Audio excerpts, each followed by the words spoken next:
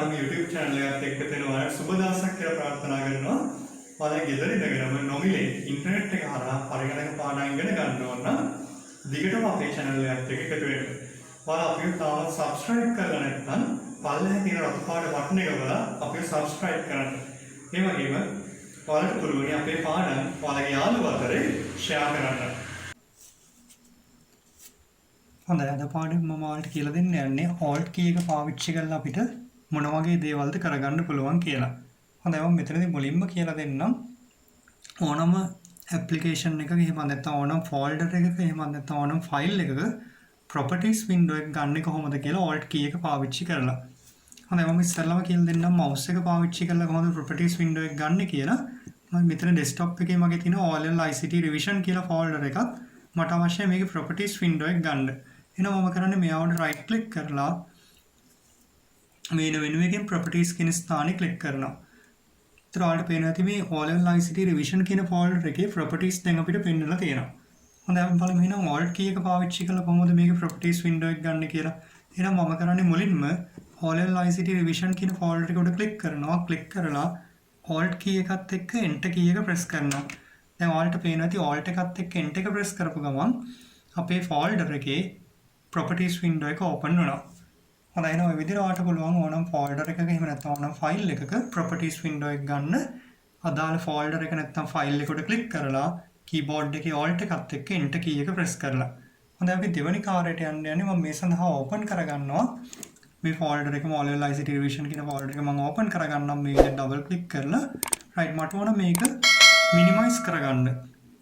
right මම ඔයාලට මීට කලින් කියලා දුන්නා මතක ඇති minimize maximize restore down වගේ දේවල් keyboard එකෙන් කොහොමද කරන්න කියලා.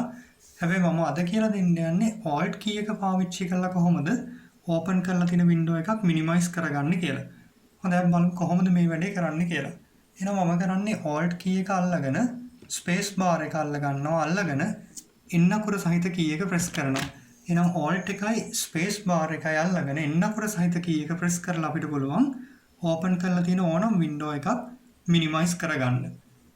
හොඳයි එහෙනම් මම යන්නේ ඊගාව shortcut එකට alt එකත් එක්ක කරන්න පුළුවන්. හොඳයි මම මේ සඳහා තව windows කිහිපයක් open කරගන්නවා. මම මෙතන this PC කියන window එකත් open කරගන්නම්. මම මේවා දැන් minimize කරන්න ඕන. දැන් දෙකක් open කරලා දෙන එකක් all ICT revision කියන එක අනිත් එක this PC කියන එක. ආයෙ මම open කරගන්න Photoshop Practicals කියන folder එක. right මම මේකත් minimize කරනවා. right දැන් මට ඕන මේ open කරගත්ත Windows අතර ගමන් කරන්න.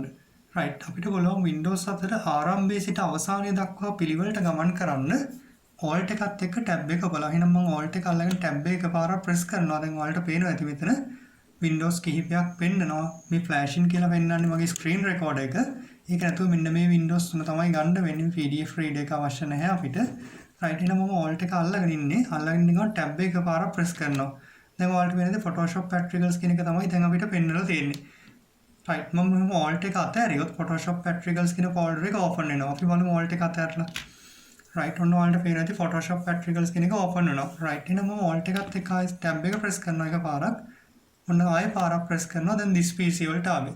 දැන් එහෙනම් මම alt එක අතහැරියොත් this PC window එක open වෙනවා. right එහෙනම් ඔය විදිහට ඔයාලට පුළුවන් open කරගෙන තියෙන Windows කිහිපයක් අතර ආරම්භයේ සිට අවසානය දක්වා පිළිවෙලට ගමන් කරන්න alt එකත් එක්ක tab key එක පාවිච්චි කරලා. හොඳයි එහෙනම් මම දැන් කියලා දෙන්නම් open කරගෙන තියෙන Windows කිහිපයක් අතර අවසානයේ සිට ආරම්භය දක්වා ගමන් කරන්න කොහොමද කියලා. ඉතින් අපි මේකදී කරන්නේ alt key එකත් එක්ක shift key එක අල්ල ගන්නවා. alt key එකයි shift එක අල්ලගෙන tab එක එකපාරක් press කරනවා. දැන් ඔයාලට පේන්නේ අවසානට තියෙන window එක තමයි දැනට select වෙලා තියෙන්නේ. එහෙනම් alt එකයි shift එකයි දෙකම අතහරින්න නැතුව මම අල්ලගෙන ඉන්නේ. ඉන්න ගමන් මම tab එක ආයෙ පාරක් press කරනවා. දැන් ඔයාලට පේන්නේ අවසානකෙන් තව එකක් ඉස්සරහට ආවා. එහෙනම් ආපහු සැරයක් මම alt එකයි shift එක අල්ලන් ඉන්න ගමන් tab එක ඔබනවා.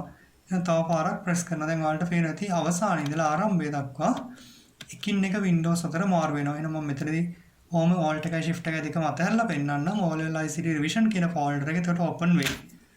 right එහෙනම් ඔය විදිහට පුළුවන් alt එකයි shift එකයි අල්ලගෙන tab එක ඔබලා open කරලා තියෙන Windows අතර අවසානයේ සිට ආරම්භය දක්වා ගමන් කරන්න.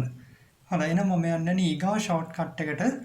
අපිට පුළුවන් alt එකත් එක්ක function keys වල F4 කියන key එක press කරලා ඕපන් කරලා තියෙන වින්ඩෝ එකක් වෙන්න පුළුවන්, software එකක් වෙන්න පුළුවන්, ඕනම දෙයක් close කරගන්න. එහෙනම් මම ඔන්න alt එක අල්ලගත්තා. අල්ලගෙන function keys වල F4 key එක press කරනවා. දැන් ඔන්න මේ window එක close වෙලා ගියා. එහෙනම් මම තාම alt එක අල්ලන් ඉන්නේ. අල්ලන් ඉන්න ගමන් F4 එක press කරනවා. එහෙනම් මේ window එකත් close වුණා. එහෙනම් මෙතනදිත් මම alt එකත් එක්ක F4 press කරලා මේ open කරලා තියෙන window එකත් close කරගත්තා.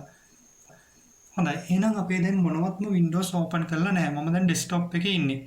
අපි මෙහෙම desktop එකේ ඉද්දි මොනවත් applications එහෙම නැත්නම් Windows මොනවත් open කරන්න නැතුව desktop එකේ ඉද්දි alt එකත් එක්ක F4 press කරොත් අපිට පුළුවන් අපේ computer එක shut down කරගන්න. right? එන්න shut down window එක ආවා.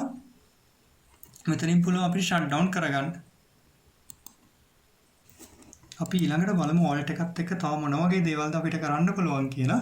ඉතින් alt එකත් එක්ක අපිට පුළුවන් ඕනම් ෆයිල් එකක shortcut එකක් හදාගන්න. අපි බලමු කොහොමද shortcut එකක් හදාගන්නේ කියලා. එහෙනම් මෙතන all ICT division folder එකට මම යන්නම්. මේක double click කරලා මේ විදිහට open කරගන්නවා.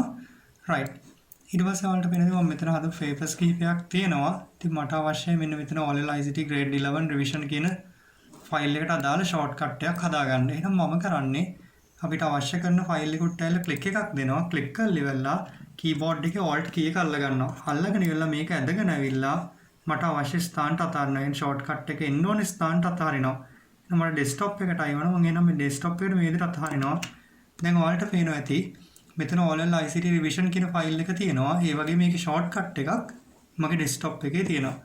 ඔයාලට ඔය වගේ ඕනම ස්ථානයක තියෙන ෆයිල් එකකට අදාළ shortcut එකක් හදා ගන්න පුළුවන්. අදාළ ෆයිල් එක උඩ ක්ලික් කරලා alt key එක අල්ලගෙන දෙගෙන ඇවිල්ලා ඔයාලට අවශ්‍ය ස්ථානට අතහැරලා. හොඳයි. එහෙනම් මම යනවා ඊගා shortcut එකට alt එකත් එක්ක කරන්න පුළුවන්.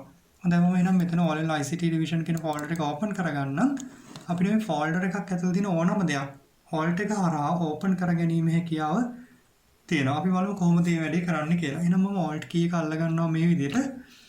අල්ලගත්තට පස්සේ ඔයාලට පේනදි මෙතන උඩ පෙන්නලා තියෙනවා file menu එක අපිට open කරගන්න ඕන නම් F අකුර open කියලා. ඊට අමතරව quick access toolbar එකේ තියෙන දේවල් කරන්න ඕන නම් new එකක් ගන්නවා නම් 1, open කරනවා නම් 2, undo කරනවා නම් 3, redo කරනවා නම් 4 මේ විදිහට පෙන්නලා තියෙනවා. ඊට අමතරව home tab එකේ වැඩක් කරගන්න ඕන H අකුර ඔබන්න පුළුවන් alt එක අල්ලගෙන ඉද්දි share කරනවා නම් S අකුර ඔබන්න පුළුවන් view වලට යනවා නම් V අකුර ඔබන්න පුළුවන්. හොඳයි. මම එහෙනම් මෙතනින් home tab එකට යන්නම්.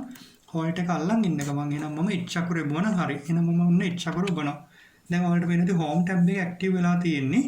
එහෙනම් මට අවශ්‍යයි මෙතනින් මේ තියෙන ෆයිල්ස් ටික ඔක්කොම සිලෙක්ට් කරගන්න. එහෙනම් ඔක්කොම ටික සිලෙක්ට් කරගන්න නම් මෙතන පෙන්නලා තියෙන S අකුරයි A අකුරයි ප්‍රෙස් කරා නම් හරි කියලා.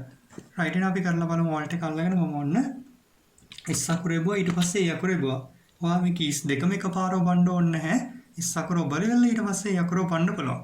දැන් ඔයාලට පේනවා ඉතින් මගේ ෆයිල්ස් ටික ඔක්කොම ඔන්න සිලෙක්ට් වුණා. එහෙනම් ඔය විදිහට පුළුවන් folder එකක් ඇතුලේ තියෙන ඕනම දෙයක් ක්‍රියාත්මක කරවන්නත් alt key එක පාවිච්චි කරලා. හොඳයි. අපි තව දෙයක් කරලා බලමු. මට අවශ්‍ය new folder එකක් හදාගන්න.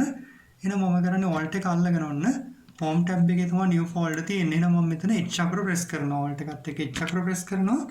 new folder එකක් ගන්න ඕන N අකුර ඔබන්න කියලායි තියෙන්නේ. එහෙනම් මම alt එක අල්ලන් ඉන්න ගමන් N අකුර press කරනවා.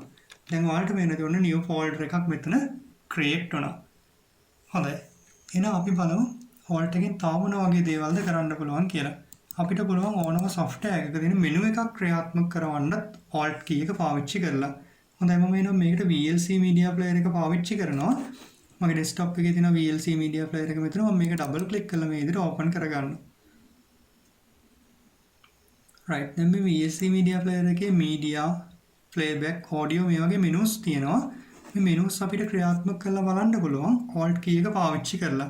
එහෙනම් මම alt එක අල්ල ගන්නවා මේ විදිහට. අල්ලගත්තාම ඔයාලට පෙන්නලා තියෙනවා මෙතන media කියන එකේ M අකුරට යටින් ඉරක් ඇවිල්ලා තියෙනවා. playback එකේ I අකුරට යටින්, audio එකේ A අකුරට යටින්, video එකේ V අකුරට යටින් ඔය විදිහට underline වීමක් වෙලා තියෙන එක අකුරක්. අපි අදාළ අකුර press කරොත් alt එක අල්ලගෙන මේ menu එක අපිට open කරගන්න පුළුවන්. එහෙනම් මම alt එක අල්ලගෙන tools වලට යන්න නිසා S අකුර ඔබන්නම්. දැන් ඔයාලට මේ tools menu එක ඔන්න active වුණා. right. ඉතින් අපි තව එකක් කරලා බලමු. මම මේක ඇතුලේ නිකන් ක්ලික් එකක් දෙන්නම් menu එක අයින් කරගන්න. හොඳයි. මට අවශ්‍යයි alt එක පාවිච්චි කරලා media menu එක open කරලා බලන්න. එහෙනම් මම කරන්නේ alt එක අල්ල ගන්නවා. අල්ලගත්තාම media කියන menu එක open කරගන්න ඕනේ. M අකුර press කරන්න කියලා මට පෙන්නලා තියෙනවා. එහෙනම් මම alt එක අල්ලගෙන M අකුර press කරනවා.